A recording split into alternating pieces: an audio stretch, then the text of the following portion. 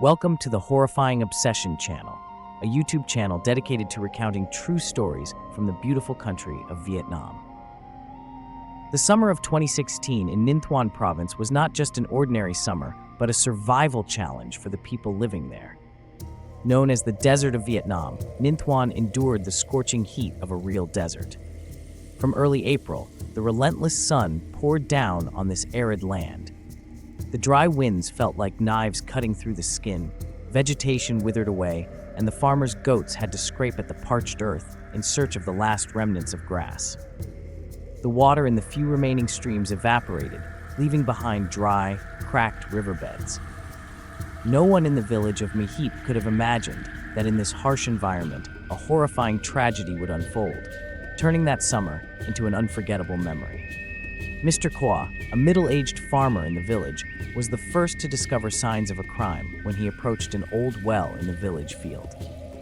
On June 25, 2016, like every other day, Mr. Quyen woke up early to work in the fields. The blistering heat made him feel unbearably thirsty, so he decided to go to the old well, the only place in the field with any water left to quench his thirst. But as he neared the well, a sense of unease washed over him. A foul stench emanated from the well, so strong that it made him step back. Mr. Quyen stopped, trying to breathe in the fresh air, but his curiosity got the better of him. He leaned over, trying to peer into the well. What he saw almost made him fall backward in horror. At the bottom of the well lay a large, motionless object, pinned down by massive stones. Fear surged within Mr. Quyen. He immediately fled, his heart pounding, and within minutes he was at a nearby house, asking to borrow a phone to report his discovery to the police. As soon as the authorities received the report, they quickly arrived at the scene. It was a haunting sight for everyone present. The police had to use specialized equipment to lift the body from the bottom of the well. When the body was brought up, horror was etched on the faces of the forensic team. The corpse was in a state of severe decomposition, with most of the flesh rotting away, emitting an unbearable stench. But what shocked them even more was that the body was pinned down by 3 large stones, as if someone had deliberately tried to conceal the crime. From the initial evidence, the police determined that this was not a natural death. The victim's body bore several serious injuries, including a deep stab wound in the abdomen and multiple injuries on the head, face, thighs, and arms, indicating that the victim had been brutally tortured before being thrown into the well. Forensic experts also estimated that the time of death was approximately 1 week earlier, around June 18th. This information quickly spread throughout the village, causing a wave of intense fear. Everyone wondered, who could commit such a cruel act? And what was the motive? Unanswered questions lingered in the minds of the villagers, like a dark shadow looming over their once peaceful community. The police immediately expanded their investigation to identify the victim. However, the severely decomposed state of the body made identification more challenging than ever. The police had to use the most advanced methods, including DNA testing, to provide accurate answers. Meanwhile, the residents of My Hiep village began to connect the dots with those who had gone missing recently. Stories gradually emerged, and one name began to surface: Dang Thi Quyen, a 28-year-old woman who lived alone on the outskirts of the village and had not been seen for about a week. Dang Thi Quyen was a beautiful, kind, and sociable woman. She had lived in Phan Rang Thap Cham City, where she worked as a fuel attendant at one of the largest gas stations in the city. Quyen was not only known for her charming appearance, but also for her amiable personality, always willing to help others. Her life seemed peaceful, but fate had other plans for her. Quyen had been married to Nguyen Hong Phu, a man she initially believed to be the love of her life, but their marriage quickly turned into a nightmare when Phu revealed his obsessive jealousy and violent tendencies. Phu not only suspected his wife of infidelity, but also frequently beat her whenever his jealousy flared up. The bruises on Quyen's body became a regular part of her painful married life. After enduring years of abuse, Quyen decided to divorce Phu and move away. She relocated to My Hiep village, seeking peace and a fresh start. However, that peace was short-lived. Phu, consumed with hatred and obsession over his ex-wife, could not accept Quyen leaving him. He constantly called and texted her, hoping to reconcile, but all he received was silence and rejection from Quyen. Eventually, something inside Phu snapped, and he decided that if he could not have Quyen, then no one else could. The hatred in his heart turned into a vicious plan that he was willing to carry out to end the life of the woman he once loved. During the investigation, the police uncovered a significant detail they had initially overlooked: the involvement of Nguyen Trung Quyen, the son of Mrs. Tho, a neighbor of Dang Thi Quyen. Nguyen Trung Quyen, a 29-year-old man, was notorious in the village for his obesity and laziness, spending his days glued to his phone, browsing Facebook, or watching inappropriate movies. He never worked hard, always looking for shortcuts to an easy life. Quyen lived with his mother in a dilapidated house on the village's outskirts. His life revolved around dreams of wealth and luxury, but he never did anything to make those dreams a reality. To him, everything could be bought with enough money, including his conscience and morals. The police investigation uncovered an unexpected connection between Quyen and Nguyen Hong Phu. It turned out that Phu had approached Quyen, exploiting his greed and laziness to execute his wicked plan. Phu promised Quyen 30 million VND if he would kill Dang Thi Quyen. To Quyen, 30 million VND was a substantial amount of money, enough to satisfy his fantasies of a luxurious life without having to lift a finger for any honest work. Without hesitation, Quyen agreed. He did not care about the consequences or the victim. In his eyes, Dang Thi Quyen was just an obstacle on the path to the life he desired. And so, the murder plan was set in motion, cold and ruthless. On the night of June 18, 2016, the sky was pitch black, with no moon, no stars. In that darkness, Quyen snuck into Dang Thi Quyen's house. He knew her routine well, knew that at this hour, she would be at home alone, relaxing after a long day of work. Quyen waited until Quyen had fallen asleep.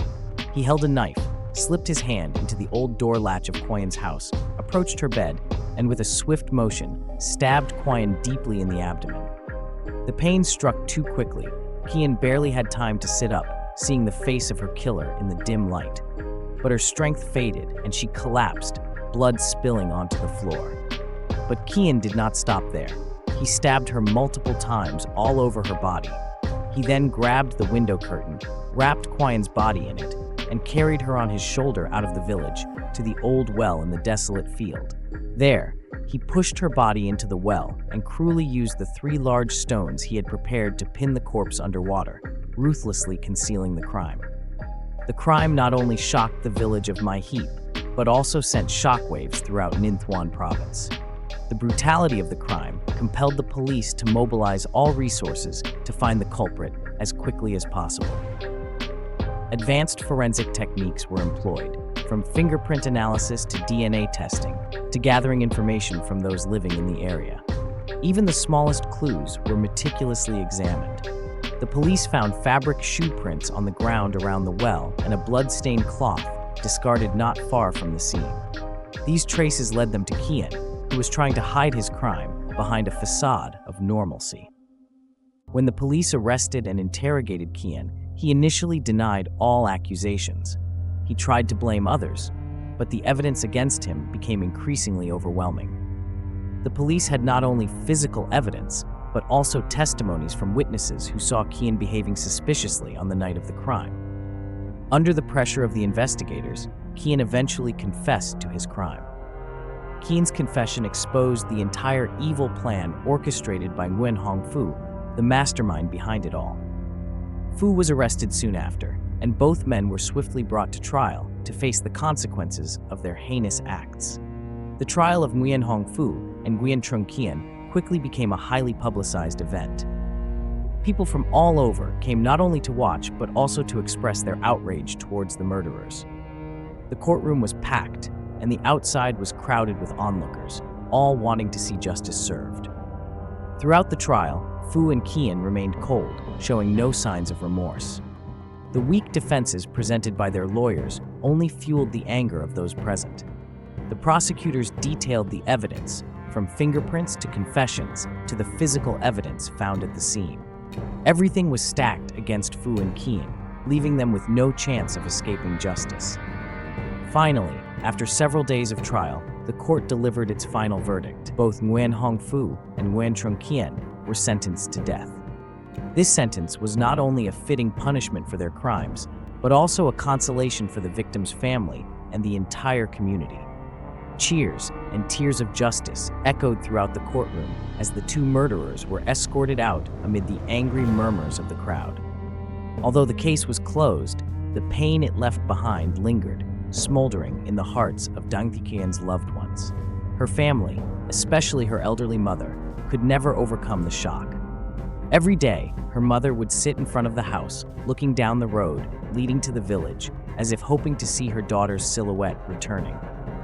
But Quyen was gone forever, leaving an emptiness that could never be filled in her mother's heart. The residents of My Hiep village also could not forget Quyen's tragic death. They spoke of her with sorrow and regret, but they could not shake off the haunting memories of what had happened. The small village, once peaceful, was now shrouded in a gloomy atmosphere, with the shadow of the crime lurking in every corner. The people no longer felt safe as before, suspecting one another and fearing that evil might return at any moment. This horrific crime not only changed the lives of those directly involved, but also altered the entire small community. My Hiep village, once a quiet place where people lived together in trust and harmony, was now different.